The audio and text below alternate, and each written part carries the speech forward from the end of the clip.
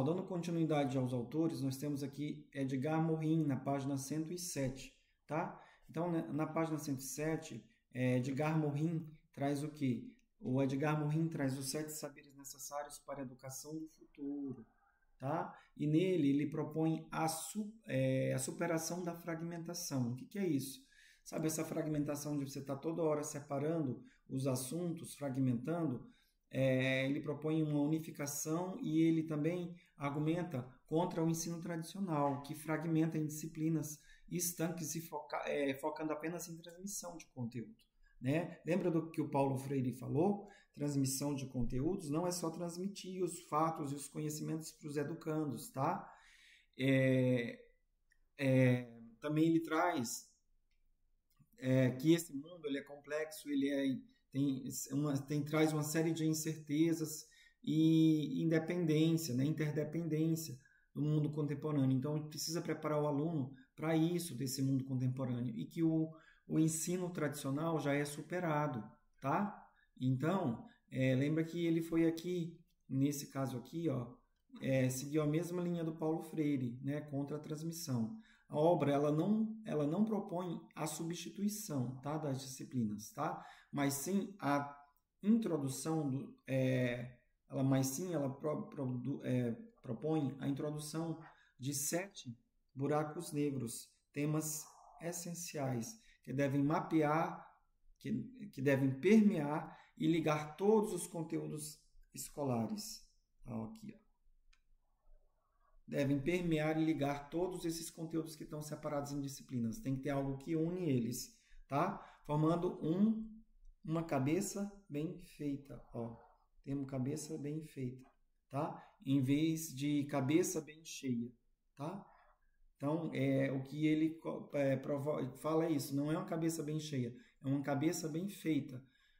Quando ele fala de que essas disciplinas que estão separadas tem que ter algo que una elas, tá bom? Para tornar um conhecimento uno na cabeça do aluno, tá? Os 7 saberes essenciais. O número 1, o saber 1, né? E aí, eu indico aqui, pelo menos a leitura desses 7 saberes e decorar ali, para levar para a prova, aquilo que é essencial aqui, ó. Ensinar que o conhecimento então, ó, tá aqui, ensinar o que é conhecimento. Fundamental mostrar que o conhecimento humano está sujeito ao erro psíquico, cultural e mental, que é chamado, que é também a ilusão para ele, tá bom? A educação deve armar o espírito para autocrítica, autocrítica e o autoexame, combatendo a ignorância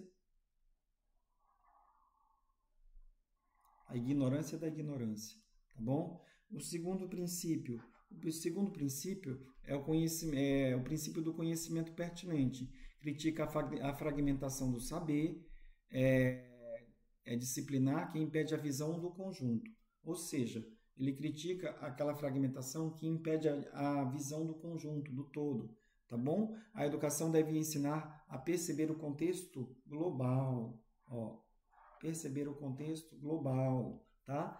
E a relação entre as partes. É preciso desenvolver a inteligência geral, tá? Para contextualizar e globalizar as informações, tornando o conhecimento relevante, tá? Ensinar é uma condição humana, tá? Isso aqui também o Paulo Freire disse, tá bom?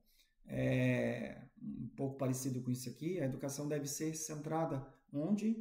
Para Morin, no ser humano, mostrando a sua complexidade e sua dupla natureza.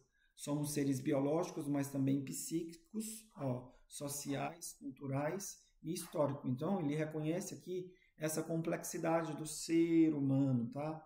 Do ser humano, tá? Nós somos seres complexos, tá bom? Inacabados, tá? Como dizia o Paulo Freire. É necessário ensinar unidade complexidade. É necessário ensinar a unidade complexa e multidimensional da humanidade, tá ok? Ensinar a identidade terrena, olha lá. que é ensinar a identidade terrena?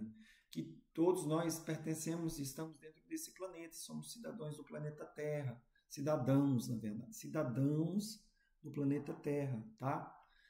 A educação precisa mostrar que todos os seres humanos compartilham em um destino comum diante das ameaças globais, ecológicas, nucleares, né? Interdependência planetária, que é o que ele defende, ok? Enfatizar incertezas, ou seja, a ciência moderna mostrou o futuro não é previsível, não é previsível, vivemos em um mundo de incerteza, tá? Por isso que ele fala que, como a ciência falou que é imprevisível, ele fala que nós vivemos em um mundo de incertezas. E a educação, qual é o dever dela? É ensinar a navegar na incerteza, né? A desenvolver estratégias que possam ser corrigidas no processo e ter coragem para a ação, sabendo que toda decisão é uma aposta que envolve risco, tá? Ensinar a compreensão. A compreensão é o principal meio de evitar a intolerância, tá? A compreensão é o principal meio de evitar a intolerância e o conflito, tá? Morin distingue a compreensão intelectual, objetiva, da compreensão humana subjetiva, ligada à empatia, tá? Então, para ele, a compreensão intelectual ela é objetiva, ela é aquela coisa da razão no sentido de ciência, e a compreensão humana tem essas duas, a compreensão intelectual e a compreensão humana, que a humana ela é subjetiva, ligada à empatia, ligada a valores humanos, ligadas a coisas que a ciência não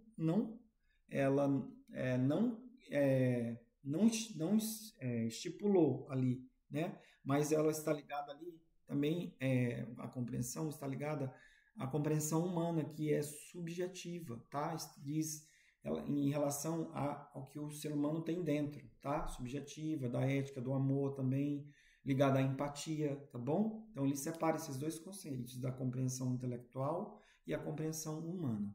É preciso ensinar ética, olha aqui, quando ele trata da ética, ética da compreensão entre os indivíduos, tá? De culturas, valorização da tolerância e do diálogo, tá? Olha lá como ele é humano, tá? Olha lá como ele traz coisas humanas. A ética e o gênero humano. A educação deve levar à construção de uma antropoética, tá? Baseada em quê? Em 3 anéis indispensáveis: indivíduo, sociedade e espécie, tá? Então, quando ele trata aqui de antropo, é da origem humana, tá? E ética é dessa coisa que está lá dentro do ser humano, do indivíduo, da sociedade, da espécie humana, tá ok? Ética do futuro e uma ética da solidariedade, da responsabilidade, tá? Da civilização na Terra, tá ok? Morin defende também a educação do futuro não deve apenas transmitir a cultura, mas é formar o pensamento para religar os saberes. Olha, ele está o tempo todo falando em transmitir, não apenas em transmitir a cultura, mas em formar o pensamento para religar os saberes, que para ele estão separados. Formar cidadãos planetários, ou seja, com consciência éticos, capazes de lidar com a complexidade e a incerteza. Tá? A questão dos 7 saberes, Edgar Morin. Vamos lá, questão única aqui. Edgar Morin critica a fragmentação do conhecimento no ensino tradicional, que impede os alunos de obterem uma visão do conjunto do mundo. É isso exatamente que ele fala. Para combater essa fragmentação e desenvolver a inteligência geral, Morin propõe um segundo saber, que é... Qual é o segundo saber que Morin direciona? Ensinar a condição humana focando na dimensão biológica, psíquica e social do indivíduo. Letra B. As cegueiras do conhecimento, alertando que o erro e a ilusão são inerentes ao saber? Não. 3. Ensinar os princípios do conhecimento pertinente que exige a contextualização e globalização das informações para religar a todas as partes. Ensinar a ética do gênero humano. Pessoal, vamos aqui. Ele está falando sobre a inteligência geral, tá? Que a gente já falou. O que é que resume a inteligência geral? Que resume a inteligência geral, pessoal, aqui é a letra C, pois o princípio do conhecimento pertinente, tá? Que exige a contextualização, globalização das informações para ligar todas as partes, tá? Vamos voltar aqui, onde a gente falou dos princípios do conhecimento pertinente, aqui,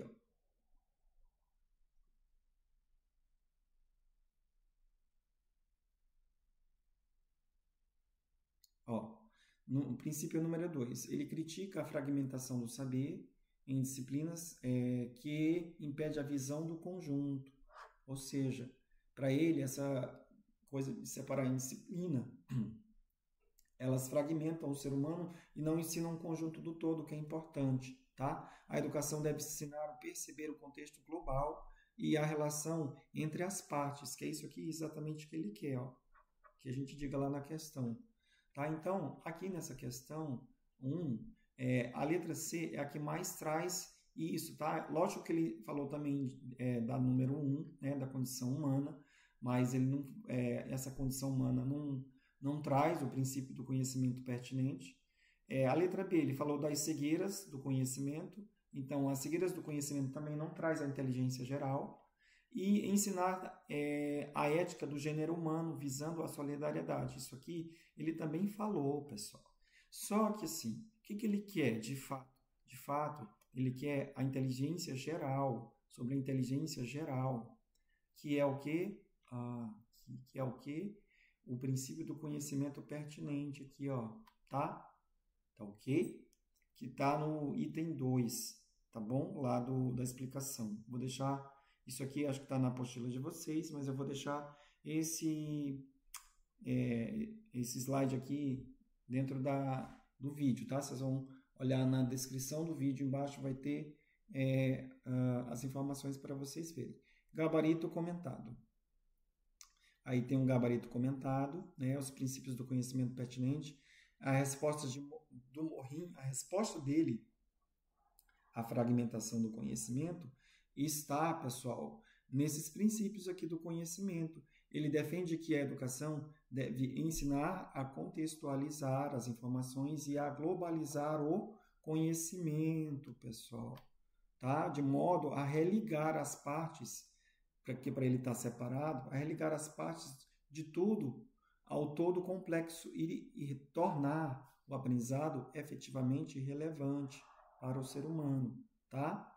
Que não foge daquilo que os outros falaram, tá ok? As alternativas A, B, C e D estão, respectivamente, são o terceiro, o primeiro e o último dos 7 saberes, tá ok? Ele pediu esse aqui, exatamente, tá bom? Então, a letra A, ele falou, a letra B, ele falou também, e a letra D. Só que eles são, respectivamente, o terceiro, o primeiro e o último dos 7 saberes, tá? Tá bom? Vamos lá, voltar aqui, o primeiro, o terceiro e o último. Então, esse aqui é o primeiro, esse aqui é o terceiro e esse aqui é o último, tá? Dos 7 saberes, dos 7, vou colocar maiúsculo, saberes. Tá? Ele queria o segundo só. Esse aqui é o segundo. Então, aqui é o primeiro. Primeiro, saber. Segundo, o terceiro, saber. E esse aqui é o segundo, saber. Tá? Ok? Vamos aqui. Agora vamos falar de outra autora que se chama Silva. Ana Beatriz Barbosa Silva, tá? Ela trata sobre sobre esse assunto que a LDB traz, tá? E a LDB traz o combate à intimidação sistemática, tá? E que todas as escolas devem ter um plano de intimidação sistemática, de combate à intimidação sistemática dentro da unidade escolar, tá bom? Acho que eu deixei essa informação gravada lá no vídeo, que tem sobre a LDB, tá? Resumindo, tá de vermelho o plano de combate ao bullying, tá?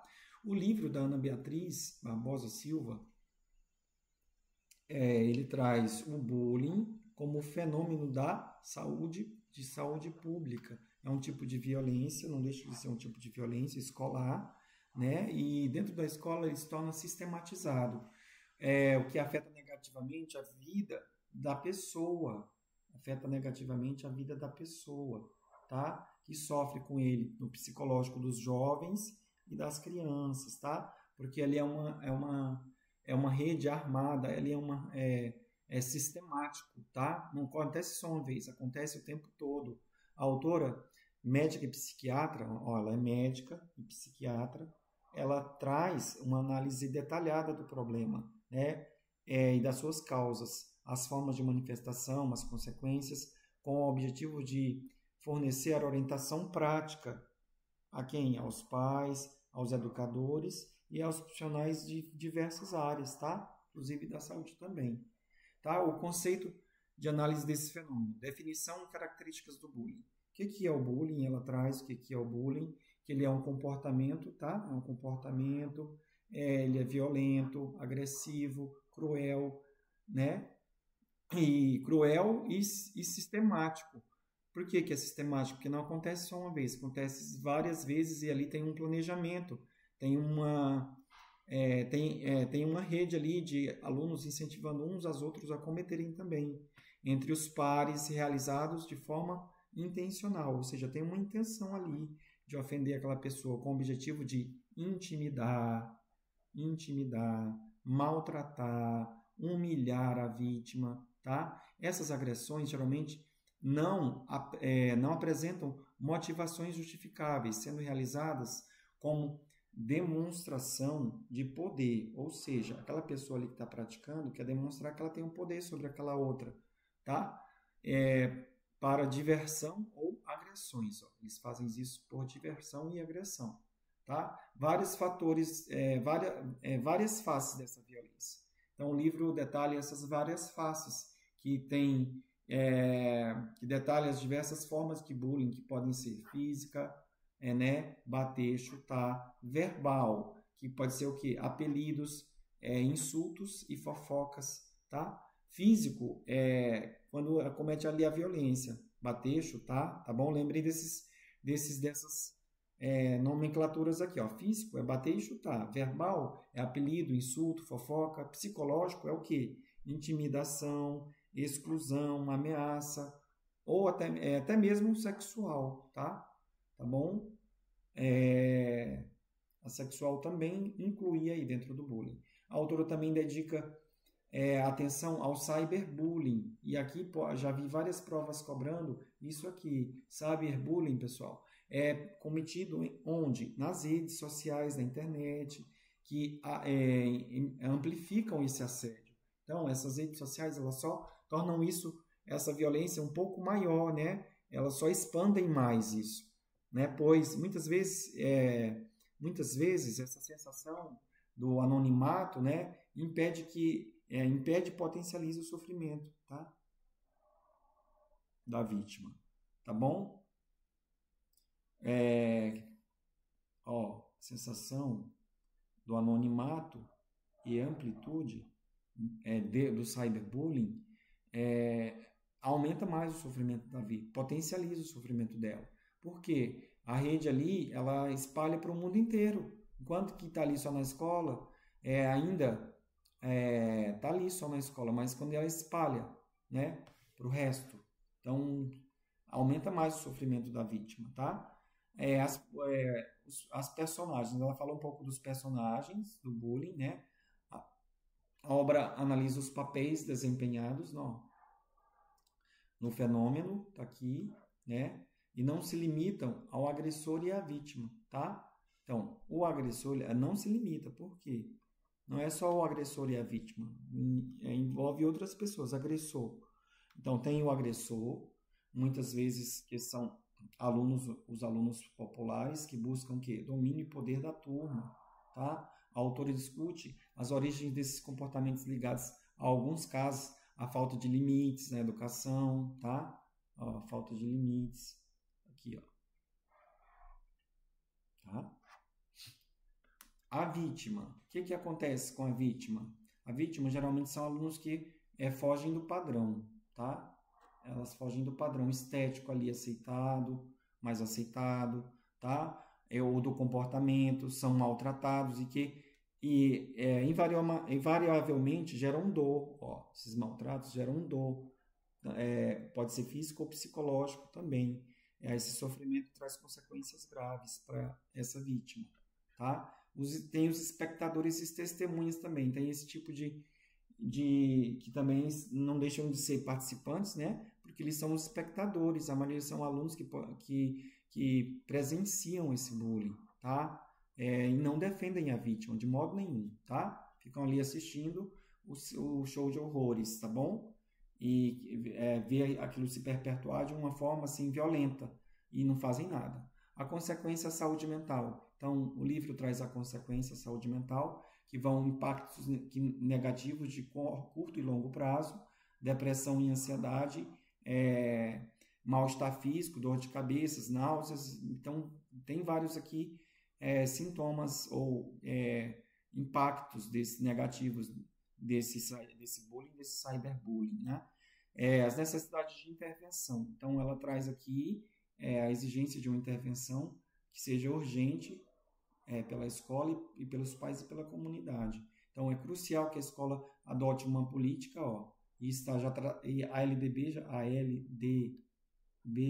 traz isso, que a escola tem que ter esse plano de combate, tá bom? Em resumo, essa obra, ela traz essa forma de violência, com as raízes sociais, consequências psicológicas profundas, tá bom?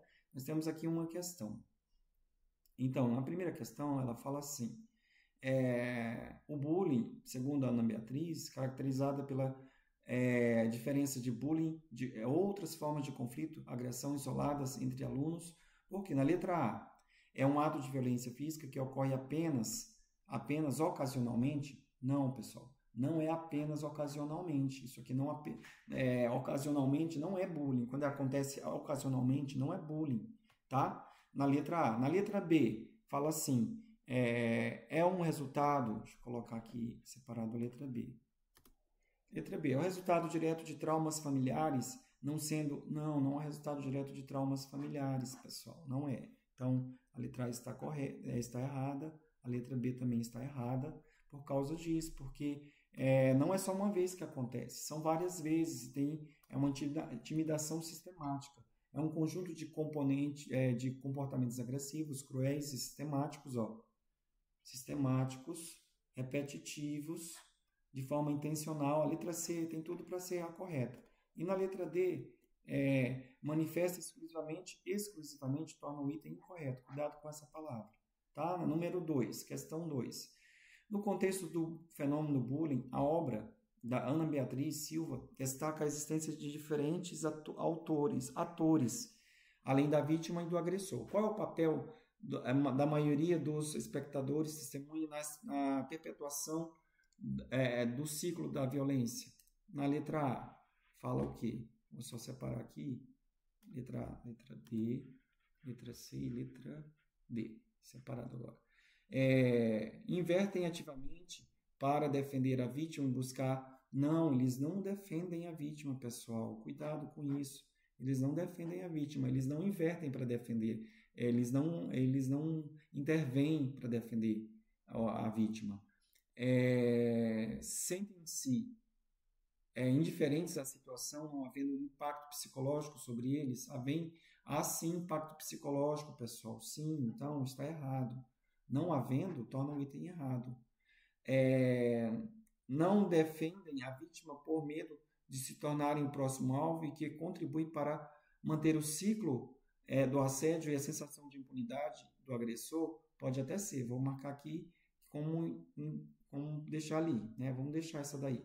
São os principais responsáveis por delatar o agressor? Eles não delatam, pessoal. Eles não delatam o agressor. Eles ficam lá vendo o agressor agredir, porque ou às vezes tem medo, ou às vezes tem medo de ser excluído do grupo, tá? A sensação de impunidade do agressor. Eles têm medo disso, desse assédio do agressor também. Às vezes, mas às vezes é porque estão se divertindo também, só em observar ali a vítima, tá? O gabarito comentado, tá aqui um comentário, vou deixar lá na descrição do vídeo, caso quem queira baixar, mas essa autora também já está nas páginas lá de vocês da apostila, ok? Aí nós temos aqui Vygotsky, o Vygotsky está na página 111 do nosso material apostilado, tá? Na 111 traz o que? A página. Resumo da obra, a ficção social, ou a formação social da mente. Esse livro eu tenho também, a formação social da mente, do Vygotsky. Ele estava por aqui esses dias. Esse daqui, formação social.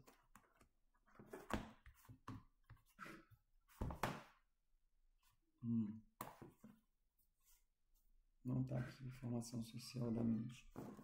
Tá. A formação social da mente é uma das obras mais importantes do psicólogo Lev Seminovich Vygotsky, reunindo ensaios que consolidam os fundamentos da psicologia, da psicohistórico-cultural. A tese central do livro é que o desenvolvimento dos processos psicológicos superiores, PPS, é um processo social culturalmente mediado e não apenas biológico individual, como diz quem? Piaget.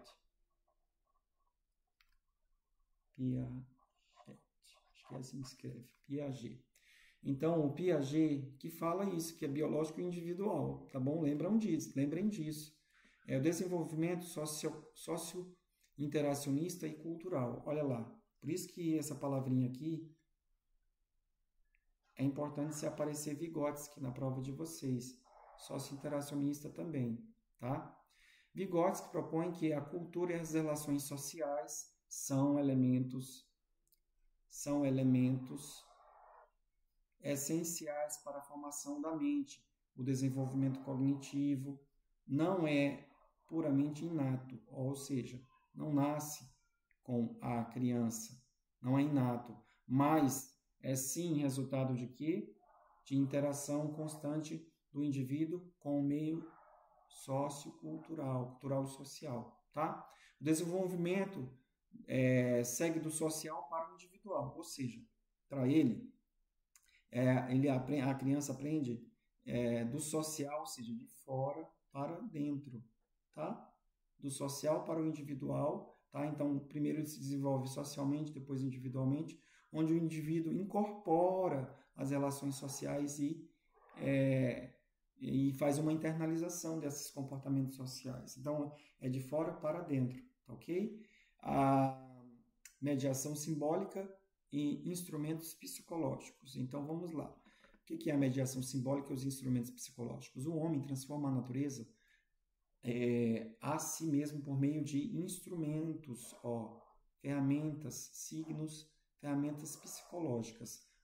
Tá? O homem ele transforma a natureza para si por meio de instrumentos e ferramentas e signos, ferramentas psicológicas, ou seja, são ferramentas que são materiais e outras que são ferramentas psicológicas, tá bom, pessoal? A linguagem é um signo, a linguagem é o signo fundamental, tá? A linguagem é o signo fundamental e é o principal instrumento da mediação, pois ela organiza o pensamento, tá? Para ele, é a linguagem que organiza o pensamento, tá bom? Permitem a abstração e a resolução de problemas, que é a autorregulação. A autorregulação acontece aí. A linguagem, ela permite a abstração também, como a gente já viu lá na questão, que a gente já resolveu. Comportamento humano, a linguagem medeia o indivíduo e o objeto de conhecimento. Então, media. Tem a media aqui. Media. Então, os processos psicológicos superiores, PPS. Vygotsky distingue dois tipos de função. As funções elementares, tá? Que dá origem de origem biológica, que é a memória, a natural, a percepção básica, tá? E as funções que são psicológicas superiores, que são o quê? A origem cultural e social, que está relacionado à memória lógica, à atenção voluntária e à formação de conceitos. O livro trata como interações de signos, transformando as funções em elementos psicológicos superiores, das funções psicológicas superiores, tá bom? Então, eu já falei sobre isso, sobre a zona de desenvolvimento proximal, quando a gente falou do Ives de Latille, tá? E o que é esse desenvolvimento proximal? É o conceito, vou ler aqui com vocês, ó, é o conceito pedagógico mais eficiente dessa obra, é a ZDP, tá? Que é o nível de desenvolvimento real e o nível de desenvolvimento proximal. O que é o nível de desenvolvimento real? É aquilo que a criança já sabe fazer sozinha.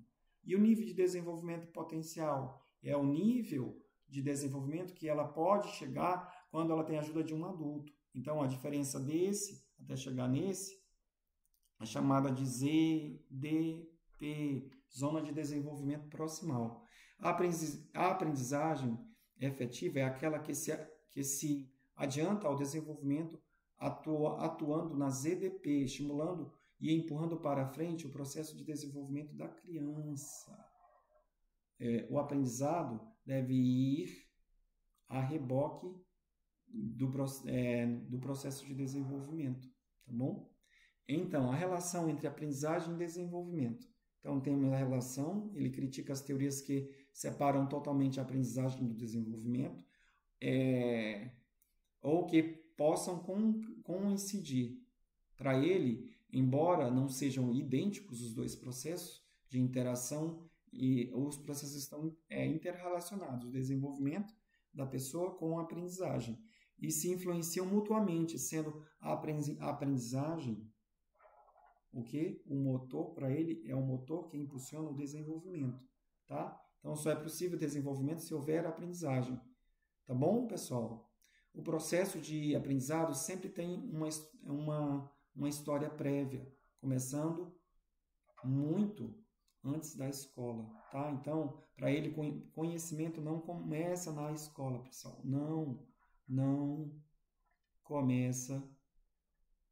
começa só na escola, tá? Não começa na escola, tá? Começa muito antes, quando o ser humano ali nasce, tá? Já está um ser humano ali aprendendo, quando ele põe as coisas na boca, quando ele começa a engatinhar, quando ele começa a ver as mães, as falas que os seres humanos falando. Então, ele começa muito antes, tá bom? Em resumo, Vygotsky defende que a mente, se constrói pela cultura, sendo o desenvolvimento humano um processo dialético, tá? Um processo dialético e social.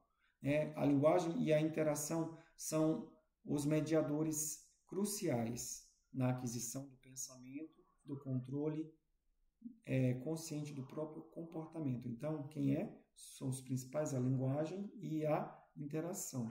Para eles isso. Para ele, Vygotsky, é isso, a linguagem e a interação, que são os maiores propiciadores do conhecimento, né? Que controla o pensamento e consciente e o próprio comportamento, tá ok? Na questão única, zona de desenvolvimento proximal é crucial na teoria do Vygotsky. Como a ZDP é definida e qual é a implicação pedagógica central, segundo o autor. Então, na letra, eu vou separar aqui as alternativas, tá? E letra B. Vamos lá. Número 1, na letra A, a capacidade da criança possui de realizar tarefas de forma totalmente independente, sem a interferência dos adultos ou pares? Não, pessoal. Para ele, o comportamento social é importante, tá? Então, capacidade da criança possui em realizar tarefas de forma totalmente independente, sem a interferência dos adultos ou pares? Não, pessoal. a criança tem essa capacidade, só que também ela precisa dos pares dela, porque afinal não faria sentido ele falar da interação social, não faria sentido, tá? Aprendam a eliminar dessa maneira. Letra B, o nível de desenvolvimento biológico inato da criança, inato, no desenvolvimento biológico é inato, que determina o limite máximo da aprendizagem, não é o desenvolvimento biológico que determina, pessoal, tá? Não é o nível de desenvolvimento biológico inato, tá bom? Tá?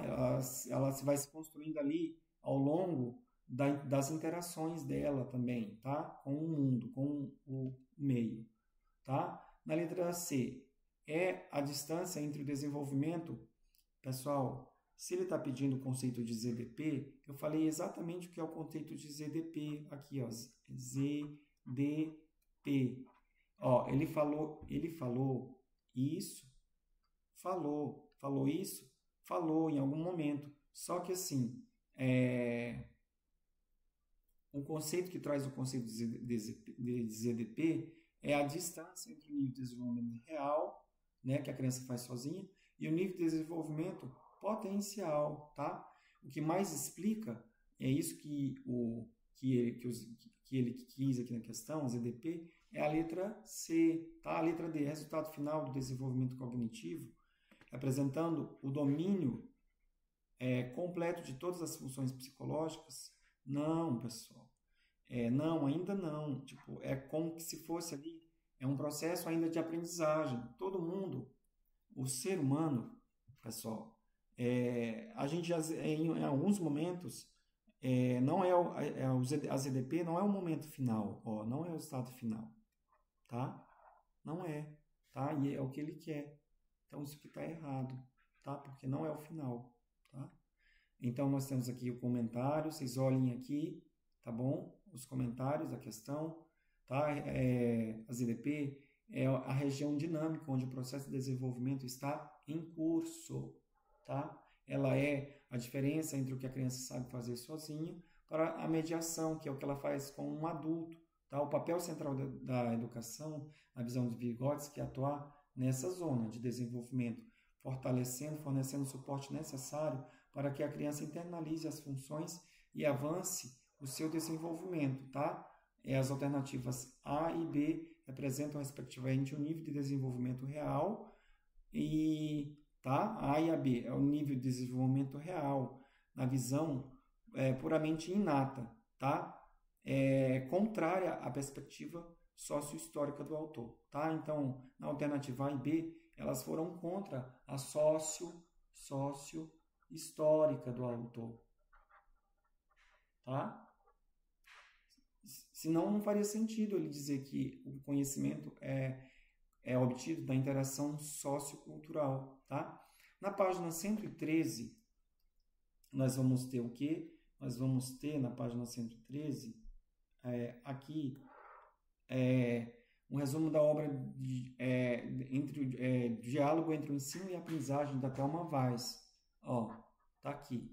O livro Diálogo entre o Ensino e a Aprendizagem, da Thelma Weiss, é uma obra central que discute as mudanças necessárias na educação sob a ótica o quê? Que a gente faz, que está na moda, né? Aí, construtivista, pessoal. A autora argumenta que o fracasso escolar é, em grande parte, o quê? Resultado de um processo de ensino desvinculado de como o aluno realmente aprende, tá?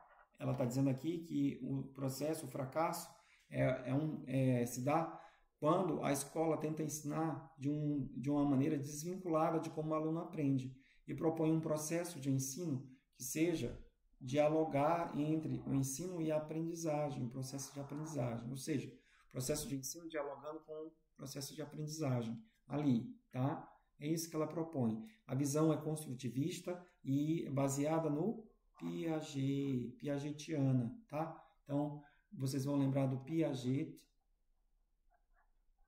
quando vocês estiverem falando de Thelma Weiss, tá? É Thelma Weiss que fala isso.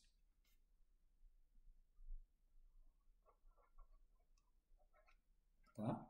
Thelma Weiss, lembra disso. A obra se apoia na concepção de que a aprendizagem é resultado da ação do aprendiz, ou seja, aprendizado ativo, ou seja, o aluno é um sujeito ativo, olha, não precisou nem ler aqui, nem precisava falar.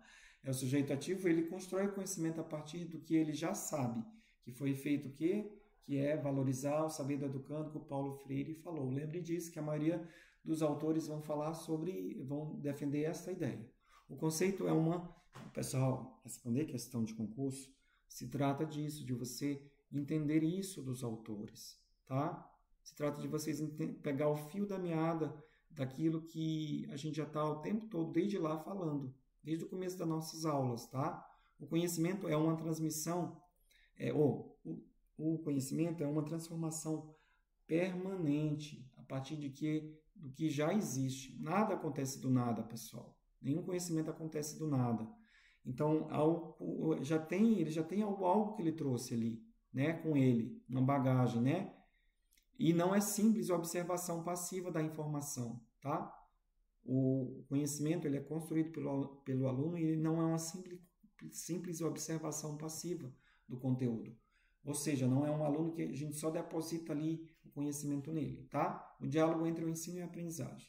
Os processos interdependentes são distintos, são processos distintos, mas eles estão ligados um no outro, né? Ela enfatiza que o ensino cujo sujeito é o professor e a aprendizagem cujo sujeito é o aluno são processos que se comunicam, mas não se confundem, tá? Esses são processos que não se confundem. Aí ela trata da adaptação do ensino, tá?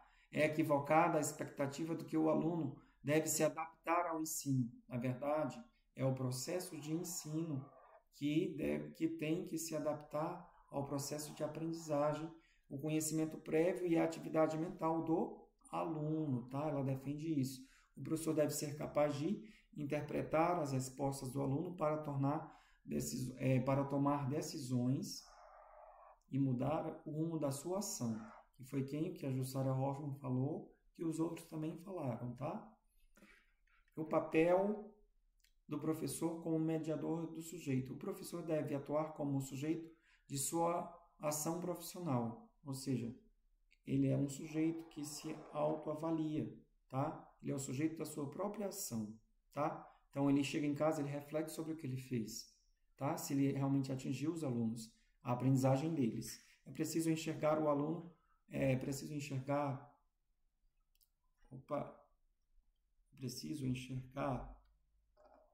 o que o aluno já sabe para avançar no ensino.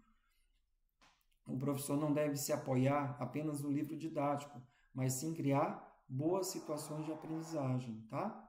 Então, não é só se apoiar no livro. Características das boas situações de aprendizagem. Quais são as características? Pôr em jogo o que sabem e pensam sobre o conteúdo, tá? Fazer com que os alunos tenham problemas a resolver e decisões a tomar sobre esse conteúdo. Garantir que o conteúdo trabalhado tenha suas características, um objetivo sociocultural real, tá? Olha lá o sociocultural, tá? Que o Vygotsky falou. Sem ser transformado em um objeto escolar vazio de significado social, tá? Não pode ser vazio, não pode ser vazio de significado social. Outros autores aí já falaram a mesma coisa que a gente já viu, tá? Sobre isso. O erro é construtivo, os alunos aprendem com os erros deles. A autora defende que o erro não deve ser visto como algo punitivo. A gente já falou sobre isso também, tá? Ou totalmente evitado, ou seja, o erro também não pode ser completamente evitado. Critica o modelo empirista, mas sim como uma fonte de informação. O erro é uma fonte de informação valiosa sobre o pensamento do aluno, tá? Para quem? Para o professor, porque ele está descobrindo ali que o aluno está errando porque ele tem um pensamento que não favorece aquele aprendizado, tá ok? Então, ele vai buscar meios para favorecer que a criança faça uma adequação ali naquele pensamento e aí, com isso, aprender. A correção deve ser feita dentro da situação de aprendizagem, no momento certo. Deve informar o aluno sobre as hipóteses, sendo um passo na construção do conhecimento. Tá? Thelma Weiss, ela tenta romper com uma visão adultocêntrica. A visão adultocêntrica. Tá? Ou seja, que é o adulto que tem sempre... que, na verdade, tudo vai ter que partir do adulto. Na verdade, a maioria das coisas tem que partir da criança. E aí, o professor adaptar o método, tá? Então, tem que haver onde tenha o diálogo, então, onde o aluno tem autonomia na aprendizagem significativa. Tá bom?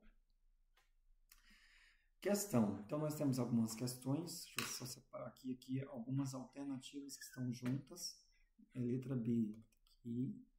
Letra C está aqui e a letra D está aqui, tá? Vamos lá. Identificar erros na letra A. O processo de aprendizagem do aluno deve se adaptar ou se subordinar ao ritmo dos conteúdos programados? Não. Simplesmente, segundo a autora, não. Subordinar, não. O conhecimento prévio do aluno é irrelevante? Não, pessoal. Isso aqui, a autor nenhum vai dizer isso aqui, tá? O autor não vai dizer essas arbitrariedades aqui. Tá? O processo de ensino deve dialogar e se adaptar ao processo de aprendizagem? Sim, pessoal. Até aqui sim. Aqui está certo, aqui está certo, aqui está certo. Ao aluno, sim, deve se adaptar ao aluno. Partindo do que ele já sabe para criar boas situações de aprendizagem, sim. Vamos ver se a D está correta também. O professor deve atuar como o mero transmissor, isso aqui ninguém pode dizer isso, de nenhum autor que a gente já viu, tá? Então errada, tá? E a correta a letra C. Olha aí a ideia central da autora, ó, tá grifada, para vocês verem, tá? Leiam aí 2, 3, 4, 5 vezes. Fala assim, Thelma Weiss, processo de ensino-aprendizagem deve dialogar e se adaptar ao processo de aprendizagem do aluno. Boas situações de aprendizagem. Repete e repete. Que isso vai entrando, tá? Isso vai... o que vai acontecendo? Vai acontecendo uma memorização da ideia central do autor, tá? Ok? Letra C, letra D. Vamos ver. Na questão número 2, fala assim. Thelma Weiss, como o professor construtivista, deve encarar o erro do aluno e qual é o papel na correção. Tá? Ela pediu o quê, pessoal? Como o professor construtivista deve encarar o erro e qual o seu papel na correção. Então, a resposta, pessoal, a resposta deve o quê? Responder exatamente isso que a questão está perguntando. Se ela trouxer outra coisa diferente do que está perguntando, então a resposta está incorreta, pessoal. Incorreta. Vamos lá, letra A. O erro deve ser ignorado? Jamais. Está errado. Nenhum autor vai dizer isso. Essa barbaridade aqui. O erro deve ser rigorosamente penalizado? Também nenhum autor vai dizer isso aqui. Tá? O erro deve ser visto como dado valioso, construtivo, que informa o professor sobre o pensamento do aluno e deve ser feito dentro da situação de aprendizagem no momento certo? Sim, pessoal. Tá? No momento certo você deve fazer essa intervenção. Tá? O erro é uma falha da capacidade biológica do aluno. Você dizer isso também taxar o aluno. Tá? Isso aqui está taxando o aluno. Viu? Portanto, não pode ser alterado pela intervenção pedagógica. Não pode ser? Pode ser. Tudo é possível, pessoal. É possível, sim, ser alterado. Tá? Então, ele fez o quê? Não. Esse não aqui tornou o item também incorreto. Tá bom? Essa alternativa está toda incorreta. Dificilmente um autor vai vir nessa lógica aí, dessa alternativa louca. Tem um gabarito comentado. Vou deixar na descrição do vídeo, tá? Esse slide aqui, mas está na apostila. Então, na página 115, também nós temos um autor que chama Anthony Zabala e fala da prática educativa do Anthony Zabala, tá? A primeira edição. Pessoal, para o Anthony Zabala, ela é uma obra essencial para quem que propõe critérios e ferramentas de análise e aperfeiçoamento reflexivo para a prática educativa, tá? Então, ele vem trazendo também o conhecimento e o controle das variáveis, tá? Tá bom? No trabalho docente, na ação docente. Então, quais são os pilares dessa prática? Então, vamos ver aqui os pilares dessa prática. Primeiro pilar da prática, número 1, ele trata assim, que não é apenas execução, mas reflexão.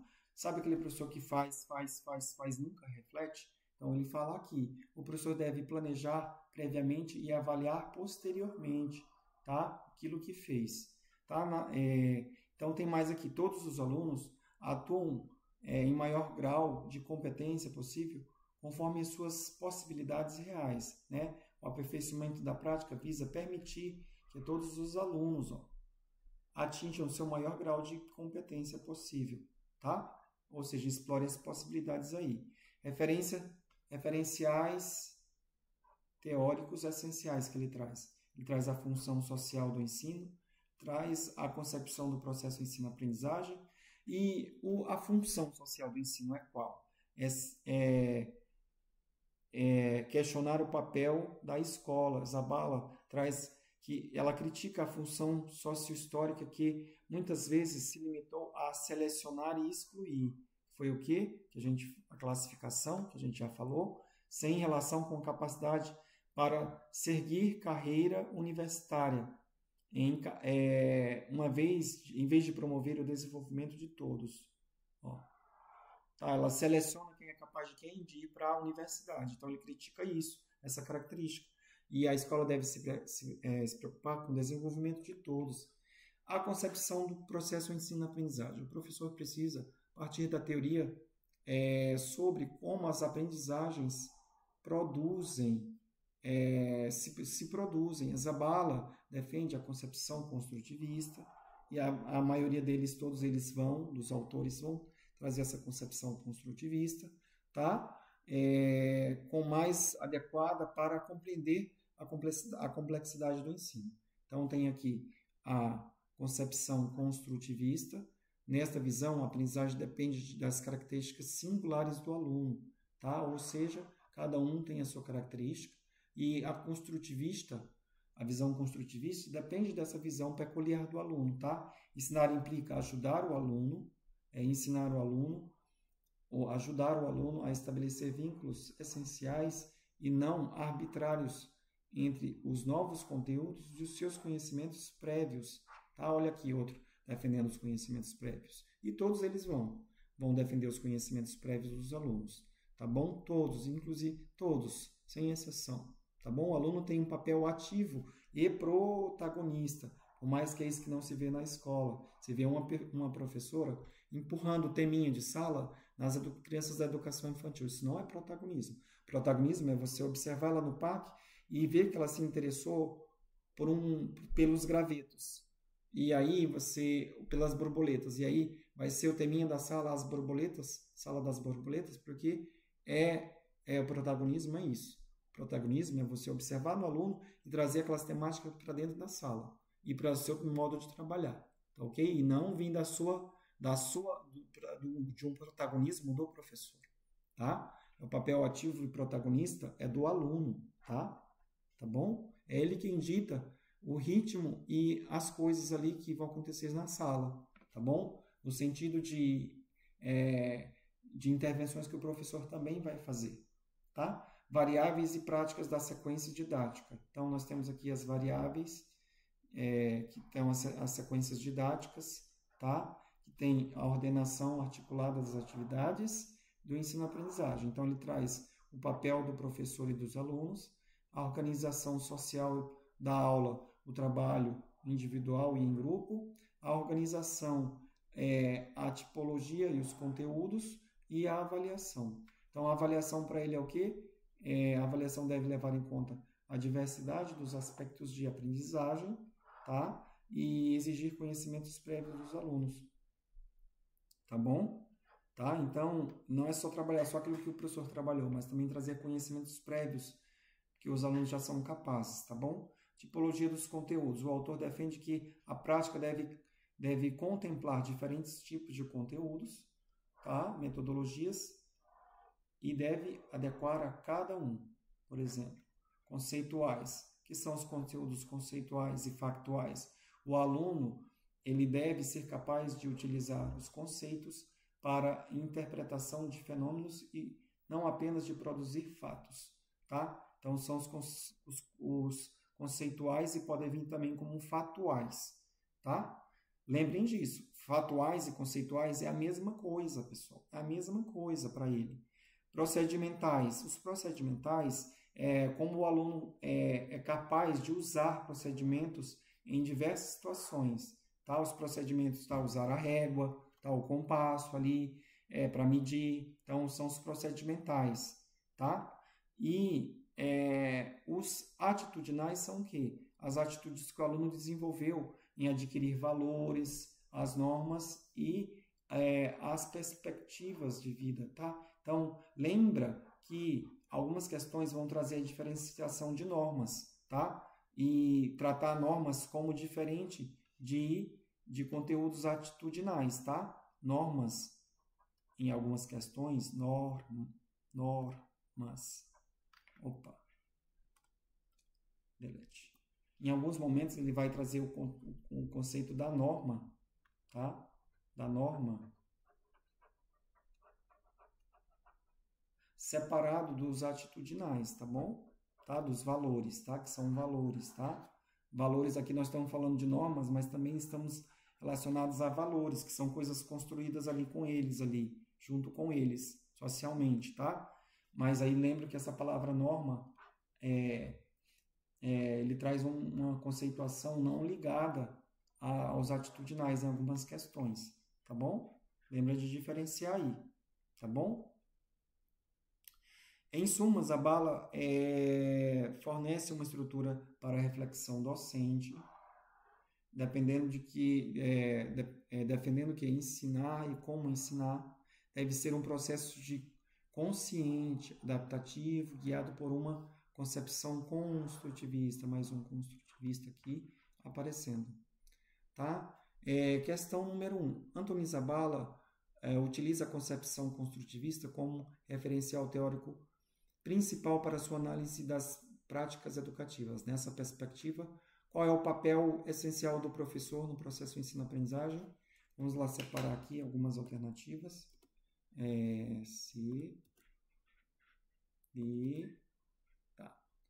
Excluir conhecimentos prévios, nada a ver isso aqui, maconhou geral, quem marcar isso como correto tá?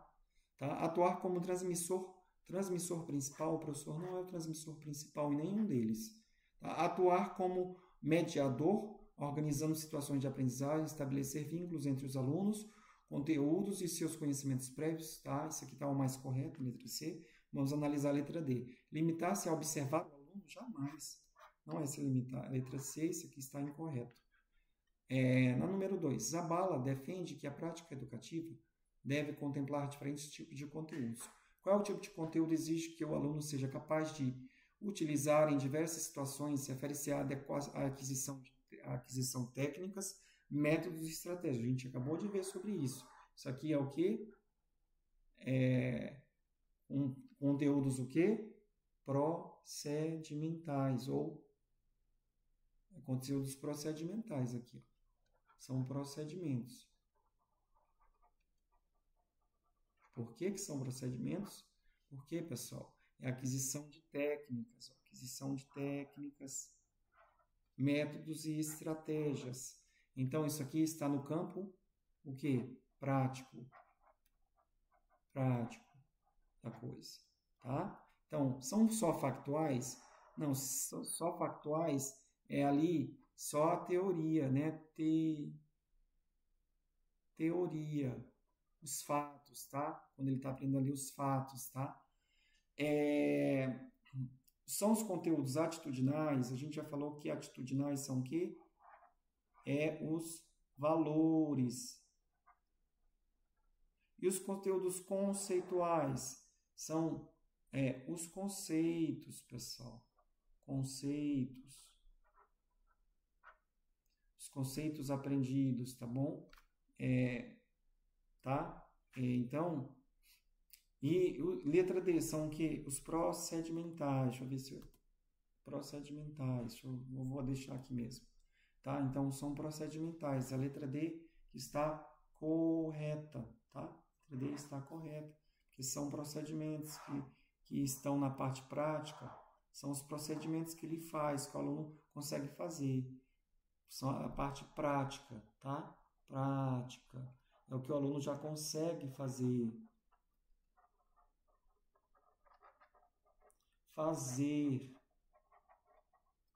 Ou colocando em prática, colocando em prática o que aprendeu, tá? Sobre isso, tá bom? Então, nós temos o gabarito aqui comentado.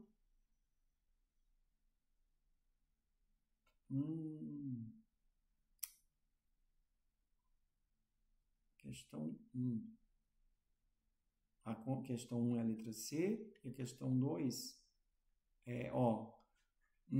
na questão 1, Zabala, o ensino construtivista requer que o professor requer que o professor